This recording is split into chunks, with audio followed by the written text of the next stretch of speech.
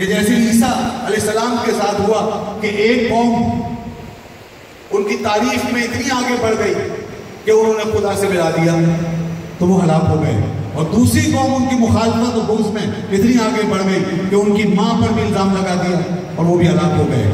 یعنی یہود و نصارہ علی تمہارے ساتھ بھی ایسے معاملہ ہے. پھر اسی لیے حضرت علی رضی اللہ عنہ نے فرمایا، حضرت امام ربانی نے یہ بات بھی کوٹ کی اور حضرت علی رضی اللہ عنہ کا یہ ارشاد نقل کیا کہ انہوں نے بھی فرمایا میری وجہ سے دو قسم کے لوگ تباہ ہو جائیں گے، دو قسم کے لوگ گمراہ ہو جائیں گے. ایک وہ جو مجھ سے محبت کریں گے اور میرے اندر وہ چیز ثابت کریں گے جو مجھ میں نہیں ہے، اور دوسرے وہ جو مجھ سے نفرت کریں گے اور میری اس فضیلت و خصوصیت کا انکار کریں گے جو اللہ نے مجھے دی. یہ دونوں گمراہ ہیں. تو سوال یہ ہے کہ جب لوگ گمراہ ہونے کے لیے ایک طرف چل دیے ہیں اور انہوں نے غلو کرنا شروع کر دیا اور وہ باتیں اب ماننی شروع کر دی اور فرض کرنی شروع کر دی جو ان میں نہیں، تو وہ دوسروں سے کیوں توقع کرتے ہیں کہ وہ بھی اس راستے پہ چلیں؟ وہ بھلا کیوں یہ بات کہیں گے؟ اس امت کا عقیدہ ہے کہ معصومیت جو ہے وہ نبوت کے ساتھ ختم ہو چکی ہے. معصوم صرف انسانوں کے اندر نبی ہوتے ہیں، کوئی دوسرا انسان معصوم نہیں ہو سکتا. اور رسول اللہ صلی اللہ علیہ وسلم جب آخری نبی کے طور پہ تشریف لے آئے تو آپ خاتم النبیین بھی ہیں اور خاتم المعصومین بھی ہیں. آپ پر معصومیت ختم ہو گئی، انسانی دنیا میں اب کوئی اور معصوم نہیں ہو سکتا، یہ بات طے ہے. مگر کچھ لوگ اس طرح کی بات کرتے ہیں کہ اب ان کے اندر وہ چیز ثابت کرنا چاہتے ہیں جو ان میں نہیں، جیسے کہ انہوں نے فرمایا ان کو معصومیت کے درجے پہ پہنچانا چاہتے ہیں، اہل بیت کو معصومیت کے درجے پہ پہنچانا چاہتے ہیں. اور پھر کوئی بات حقیقت پر مبنی اگر سامنے آئے تو اس کے خلاف تہمات باندھتے ہیں، بھاویلا مچاتے ہیں، شور مچاتے ہیں اور گستاخ اور بے ادب کے فتوے لگاتے ہیں. یہ ہمارے مجددین کی تعلیم نہیں. انہوں نے پہلے ہی بتا دیا کہ یہ لوگ بڑے عجیب ہیں، یہ بڑے گمراہ لوگ ہیں جو اس طرح کی باتیں کرتے ہیں. اور اسی طریقے سے دیکھیے پہلے مرحلے میں جب یہ گمراہی شروع ہوئی تھی بالکل آغاز میں، تو یہ شروع ہوئی تھی شیعیت سے. پہلے مرحلے میں جو چیز آئی تھی وہ شیعیت تھی. شیعیت کا مطلب ہے علی کی جماعت بن کے، اہل بیت کی جماعت گروہ بن کے نکلے تھے اور انہوں نے اپنے تئیں شدت اختیار کی، غلو اختیار کیا تھا جس کا مولا علی نے سد باب بھی کیا اور روکا، وہی جو تفصیلیت کی صورت میں ظاہر ہوا. یہ تھی وہ ایک جذباتی کیفیت. مگر یہ گمراہی کی آخری حد نہیں تھی، یہ پہلی سیڑھی تھی.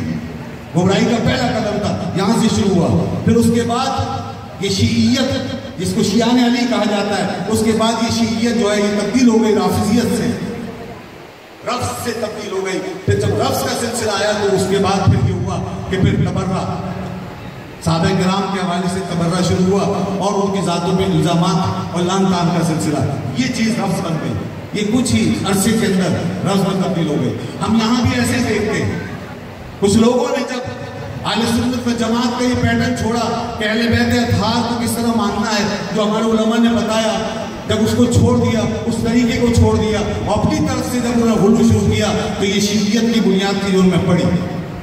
اور پھر ہم نے اپنی زندگی میں یہ دیکھا کہ ایسے ہی لوگ جو کل کو خود یہ بات کرتے تھے کہ صحابہ کرام کی عظمت و شان کیا ہوتی ہے، لوگوں کو سناتے تھے، آج ان کے منہ سے صحابہ کرام کی شان میں گستاخیاں نکل رہی ہیں. آپ نے دیکھا ہوگا کہ کس طرح کی وہ نقلیں اتار رہے ہیں، کس طرح بےادبیاں کر رہے ہیں. حضرت امیر معاویہ رضی اللہ عنہ کے حوالے سے، حضرت سفیان کے حوالے سے، حضرت ہند کے حوالے سے، بلکہ بات یہاں تک پہنچ گئی کہ جناب جنہوں نے فتح مکہ کے بعد اسلام قبول کیا ہے ان کا اسلام ہی معتبر نہیں. یعنی بہت بڑی جماعت صحابہ کی جو ہے ان کو انہوں نے اسلام سے ہی نکال دیا ہوا ہے. کچھ لوگوں کی بکواس یہاں تک پہنچ گئی اور کچھ لوگوں کا حال یہ کہ وہ باقاعدہ حضرت عبداللہ ابن عمر رضی اللہ عنہ جیسی ہستی جن کے اوپر دین کا کتنا حصہ ڈیپینڈ کرتا ہے، کتنی حدیثیں جن سے آئی ہیں، حضرت عمر کے بیٹے بڑے عالم فاضل فقیہ اور اتباع سنت کے اندر جو فنا ہو جانے والے ایسے بزرگ صحابی کے بارے میں نقل اتار کر کے باقاعدہ نقل اتار کے ان کا مذاق اڑایا گیا ہے. یہ سب چیزیں ہوئی. آپ یہ سب کچھ کریں، آپ کو ساری اہل سنت کو، سارے عالم اسلام کو ناسبی قرار دے دیں، آپ امام احمد رضا کو اٹھا کے ایک سائڈ پہ ڈال دیں، آپ سارے اجماع کو، سارے اتفاق کو اٹھا کر پھینک دیں، یہ سب کچھ کریں اور پھر آپ کے خلاف اگر قوم کھڑی ہو جائے اور آپ کی تقریر میں اگر لوگ ہاتھ اٹھا لیں اور آپ کے اجتماع میں کھڑے ہو کر اگر آپ لوگ نعرے لگائیں اور احتجاج کریں کہ ہم نہیں سنیں گے تو آپ کو برا لگتا ہے. آپ سارے عالم اسلام کو گمراہ کرنے کا پروگرام بنائیں اور سب کو اپنے غلط راستے پہ چلائیں اور سب پہ الزام دھریں اور پھر لوگ اپنے دین ایمان کی بقا کے لیے, اپنے علم کی حفاظت کے لیے, اپنے دین کی حفاظت کے لیے, ہدایت کے راستے کو محفوظ رکھنے کے لیے اگر کچھ لوگ اپنے دین کو بچانے کے لیے آپ کے خلاف کھڑے ہو جائیں تو آپ کو یہاں پر سادات یاد آ جائیں, آپ کو سادات ہونا یاد آ جائے, آپ کو سیادت یاد آ جائے, حسب نسب یاد آئے. ایک بات سن لیجیے, ہمارے اسلاف نے جو کچھ لکھا ہے اس کا خلاصہ یہ ہے کہ دین سے بلند کوئی نہیں ہو سکتا, نہ کوئی حسب نہ نسب. یہی امام ربانی کی تعلیم ہے, یہی اعلیٰ حضرت کا پیغام ہے. حسب نسب ہو یا کوئی نسبت ہو, کوئی تعلق ہو, وہ بعد میں ہے.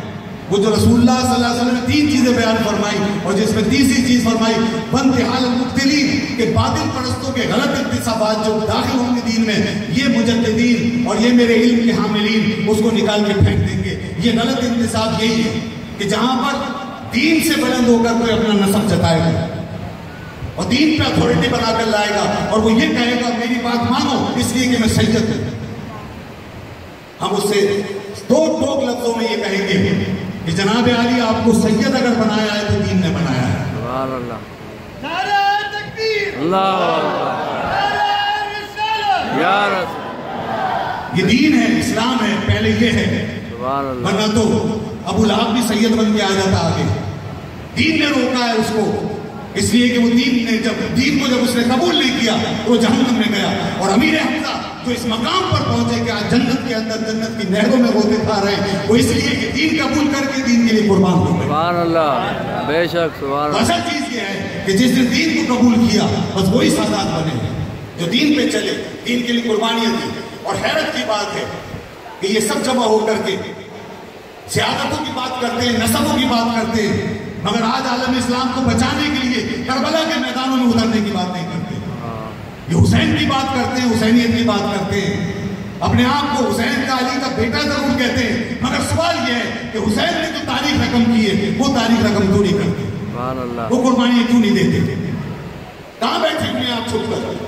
اگر آپ کو یہ سب کچھ بنوانا ہے تو آؤ اس طرح بنواؤ جس طرح آپ کے آبا نے بنوایا. سبحان اللہ. آج کیا یزید ختم ہو گئے؟ آج صرف عالم اسلام کے لیے فتوے رہ گئے. آپ نے جس کو چاہے یزیدی بنا دیا, جس کو چاہے ناصری بنا دیا. آپ اپنے گھر سے یزید پیدا کر رہے ہیں جو یزید اصل اوپر بیٹھے ہوئے ہیں, جو آج جو اسلام کی بنیادیں کھود رہے ہیں. ہماری اسمبلیوں میں اسلام کے خلاف بل منظور ہو رہے ہیں, یا صحابہ کرام کے خلاف اور عظمت مصطفیٰ کے خلاف اور شان مصطفیٰ, شان انبیاء کے خلاف کیسی کیسی حضرت سرائیاں ہو رہی ہیں. دین کا مذاق ہو رہا ہے. کبھی ایک گستاخ, کبھی دوسرا بے ادب پیدا ہوتا ہے. آپ کہیں نظر نہیں آتے, آپ کسی کربلا کی بات نہیں کرتے, کہیں آپ لڑنا نہیں چاہتے. ہاں آپ اندر میں لڑائیاں لڑنے کے لیے تیار ہیں, آپ اپنے حسب نسب کی جنگ کرنے کے لیے تیار ہیں. ہمارے بزرگوں نے ایسی جنگیں نہیں کی, انہوں نے شہادتیں پیش کی ہیں, انہوں نے قربانیاں پیش کی. تو قربانیاں دینی پڑیں گی آپ کو. اگر آپ کو اپنے منصب کا, اپنے نسب کا ناز ہے تو نسب کے لائق, نسب کے شان قربانی بھی دینی پڑے گی, ویسی خدمت بھی انجام دینی پڑے گی. امام زین العابدین رضی اللہ عنہ نے اس لیے فرمایا تھا یہ باتیں بھی سنایا کریں لوگوں کو, اور ان لوگوں سے یہ بھی پوچھا کریں کہ یہ بتائیے امام زین العابدین نے یہ بات کیوں فرمائی کہ لوگوں اللہ نے ہمارا اجر دگنا رکھا ہے, اس لیے کہ ہم آل رسول ہیں. سبحان اللہ. اللہ کا وعدہ ہے, آل رسول کا اجر ڈبل ہے, مگر یہ بھی یاد رکھو کہ اگر ہم غلطی کریں گے تو ہماری سزا بھی دگنی ہے. یہ بات کیوں نہیں بتاتے؟ بے شک. اجر بتاتے ہو, دوسری بات کیوں نہیں بتاتے؟ ذمہ داری کیوں نہیں بتاتے؟ کربلا کا واقعہ کیوں نہیں بتاتے؟ اپنے نسب کے تقاضے وہ کیا ہے وہ کیوں نہیں بتاتے کہ آج کے وقت کس بات کا تقاضا کرتا ہے؟ حسینیوں سے, آل حسین سے, آل رسول سے اور دیگر تمام اہل منصب سے. یہ بھی تو بتاؤ. تو امام زین العابدین یہ فرما رہے ہیں اور اس پر استشہاد کیا انہوں نے اس آیت سے جس میں اللہ تبارک و تعالیٰ نے فرمایا کہ اے نبی کی بیویوں, یہ اہل بیت ہیں, نبی کی بیویاں اہل بیت ہیں, اور اہل بیت کی وہی شان ہے جو بھی بتائی گئی. اور پھر اللہ تعالیٰ فرماتا ہے انہی اہل بیت سے جن کے لیے اللہ نے آیت تطہیر نازل فرمائی, جن کو فرمایا لستن کاحد من النساء, اے نبی کی بیویوں تم کسی عورت کی طرح ہو ہی نہیں سکتی, تو بے مثال بے نظیر ہو. لیکن سن لو میں یاتی من کنہ بفاحشۃ مبینہ یضاعف لها العذاب ضعفین. اگر تم میں سے کوئی فوش کرتی ہوئی آئی تو اس کو میں دگنا عذاب دوں. کیوں دگنا عذاب دوں گا؟ اس لیے کہ تمہارا مرتبہ بڑا ہے, اس لیے تمہاری سزا بھی ڈبل ہوگی اگر تم نے غلط کیا. یہ کیوں نہیں سناتے؟ یہ باتیں بھی تو بتاؤ, تمہاری یہ بھی تو ذمہ داری ہے. تو آج منصبوں کا کھیل کھیلا جا رہا ہے, آج نسبوں کو اس طریقے سے پیش کرانے کی کوشش کی جاتی ہے دین کے مقابلے میں. ہم نسب کے احترام کے ممکن نہیں ہیں. یہ احترام یہی اہل سنت جانتے ہیں اور کوئی نہیں جانتا دنیا میں. یہی اہل سنت اعلیٰ حضرت کو ماننے والے احترام کریں گے, امام ربانی کو ماننے والے احترام کریں گے. لیکن اگر وہ کسی بات پہ بھڑک گئے ہیں, کھڑے ہو گئے تمہارے سامنے, کل جب تمہیں سر پہ بٹھایا تھا تو وہ بھی سامنے رکھو. آج تک تو تمہیں اپنے سر سے گرا رہے ہیں اور تمہارے سامنے کھڑے ہیں, تو کیوں کھڑے ہیں؟ اس لیے کہ تم نے اپنا نظریہ بدل دیا. تم نے ان اسلاف کو چھوڑ دیا جنہوں نے ہمیں یہ دین ہم تک پہنچایا ہے. جن اسلاف کے بغیر ہمارا دین سالم نہیں رہ سکتا. تم نے اس راستے کو چھوڑ دیا. تمہیں اس پر غور کرنا چاہیے, ورنہ کسی کے پیٹ میں درد نہیں ہوا کہ کل وہ سر پہ بٹھائے اور آج سر سے گرا دے. یہ سب یہ قوم کا فیصلہ ہے, یہ مجددین کا فیض ہے, یہ وہ گرمی ہے اس قوم کے اعصاب میں جو مجددین کی تحریکوں کے نتیجے میں موجود ہے. یہ دین حق کی گرمی ہے, یہ ہدایت کا احساس ہے. لوگوں کو اپنی آخرت کی فکر ہے, لوگ اپنے دین کے ساتھ چمٹے ہوئے ہیں. آپ کو خوش ہونا چاہیے کہ لوگ دین کی بات کر رہے ہیں, دین کی بنیاد پہ مانتے ہیں اور دین کی بنیاد پہ رد کرتے ہیں. اگر وہ چیز شروع ہو جائے جو آپ چاہتے ہیں, حسب نسب ذات پات اور یہ چیزیں اگر ابھر کے اوپر آ جائیں اور معیار بن جائیں, تو دین ختم ہو جائے گا. واللہ دین ختم ہو جائے گا.